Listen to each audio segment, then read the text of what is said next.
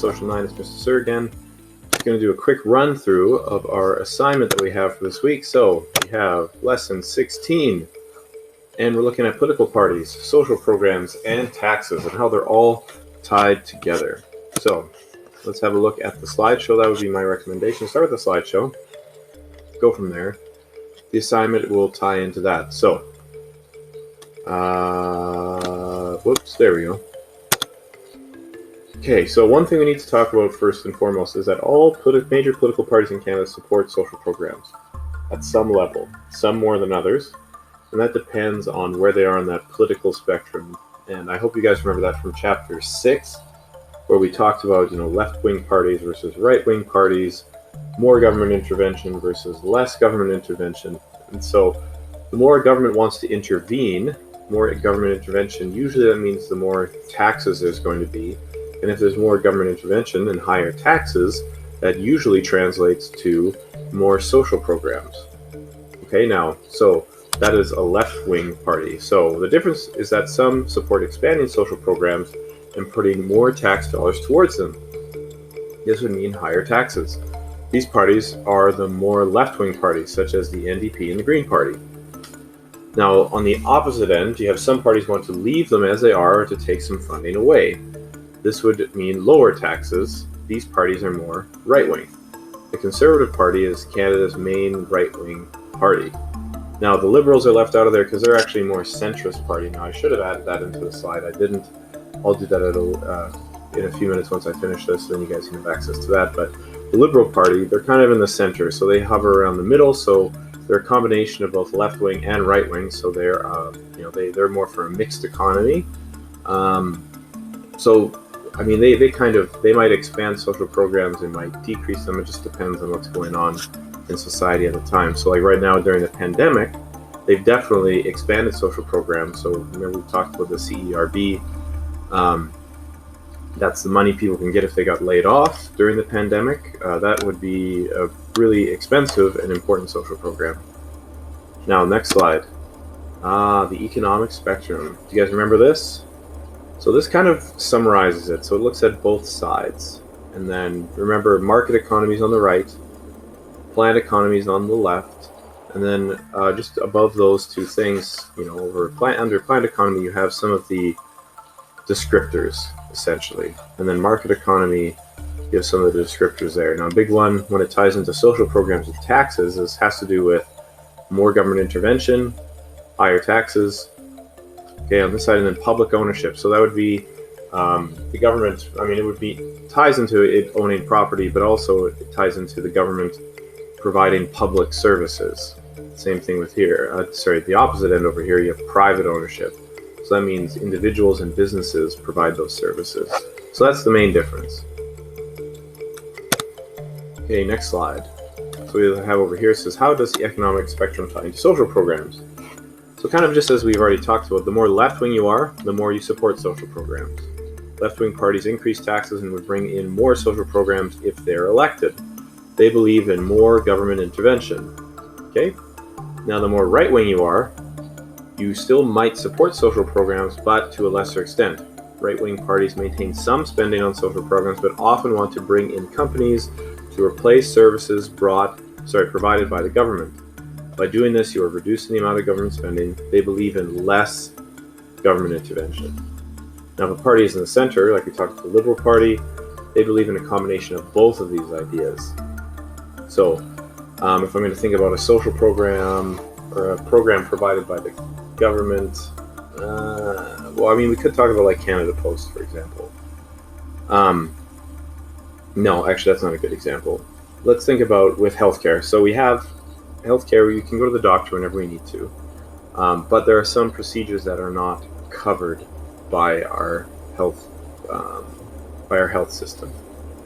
So if you think about like dentistry, for example, our mouths are important. We all need to have good health with our teeth and gums and everything like that, but that's not covered by our under our health system. So some of us have benefits, so you don't have to pay too much when you go to the dentist. And other people who don't have benefits through their jobs or work have to pay out of pocket, so it's all privately run. If that makes sense. Now, over here, it just has some two different pictures about the political spectrum. So kind of where do Canadian political parties lie? So this will tie into what we're going to be doing in this next assignment. So these are the federal political parties, but we're going to be looking mostly at provinces. So here's our task today. So what are you going to be doing today? So we've talked about the federal parties, but today we're going to focus on the political parties in Alberta only. So as you remember, in 2019, Alberta underwent an election. The UCP party won a majority government, so they've only been in government for just a little bit over a year. Now, your assignment is to find information and research about our provincial political parties and understand their beliefs. One area to focus on is their beliefs about taxes and social programs. So on the assignment, it says complete the tables for all 4 political parties to gain a better understanding of their beliefs. At the end of the assignment, place them on the political spectrum. Here, let's look at the assignment. So that's attached right here. That's the end of the assignment. Whoop, there we go. Okay, so it's just the same instructions that I just read to you. Now you're going to go through. I'm going to read you this one. Now use the internet to research the following questions. You are permitted to use any appropriate sites that you want. However, the list on the last page will save you a lot of time. Now I posted some links. It's on the bottom of this page, but then also I posted on the last page in the slideshow. So we're going to be looking at 4 of the main political parties in Alberta. So we have the UCP, the United Conservative Party. We have the NDP, the New Democratic Party. We have the Alberta Liberal Party, so it's just the Alberta branch of the Liberal Party. And then we also have whoops, I made a mistake. No, it's just the Liberal Party, and then not the Alberta Liberal Party. We're going to have the Alberta Party. I'll make sure I fix that. Okay, so this one is just the Alberta Party. Now, at the bottom of the page, we have over here, we have the links. So these links are really, really important. So we have each individual political party link here. Now the ones that are probably going to make it the easiest for you is if you click on these 2 general links. So you have the CBC News, and then you have the Global News. Now this is like a cheat sheet, so it's going to break down each party and what their beliefs are. Because for each party, what we're looking for are their beliefs on taxes. So what do they believe on taxes? Higher taxes, lower taxes, leaving taxes the same? What are their beliefs on healthcare? Now that's a big social program we've talked about. Okay. Education, also a social program. Now carbon tax, that ties into taxes as well, and that's been a big issue in Canada and Alberta for the last few years. And then over here it has other social programs. So it could be have to do with housing, government subsidies, unemployment benefits, childcare, etc. So we're going to do that for each one. Now if I click on like this Global News one, for example, now this was a good this was a really informative one right here. Okay, so if I scroll down, you have voters guide. So central platforms, these are like their main ideas. So it goes through each party. It has just some basic big ideas that they were going with, and then you have some other ones: taxes on the economy, NDP, no implementation on a sales tax, payroll tax, or healthcare premiums. Talks about some other things. UCP, United Conservative Party, talks about their taxes. Alberta Party, the Liberal Party, healthcare, education, and childcare. So that ties into some of those columns as well. I'm going to close that. And infrastructure, carbon tax. Yeah, so lots of good information here.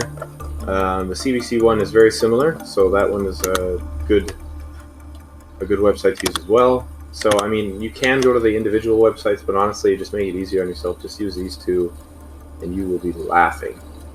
Okay? So, same thing, a cheat sheet. All parties running Alberta elections. So, we have a bunch of stuff here. Now, they have some parties that we don't really know much about. Now, the global one's probably the best. So I would just use that one for the most part, because we're just focusing on those 4, and they focus on those as well. And then once you finish doing all the tables for those 4 parties, it says, with what you know about the political spectrum in Canada, place the names of the 4 main parties on the political spectrum. Try your best and add some. You can add in where you think they go underneath, or maybe, no, just underneath. Okay. So it's pretty straightforward. Now, there's some videos inside the slideshow. You can give those a watch. And yeah, it's a pretty straightforward assignment. Make sure you email me if you have any questions. And yeah, focus on taxes, social programs, and just the connection between those 2 things and all of our political parties in Alberta. Okay? Best of luck, kids.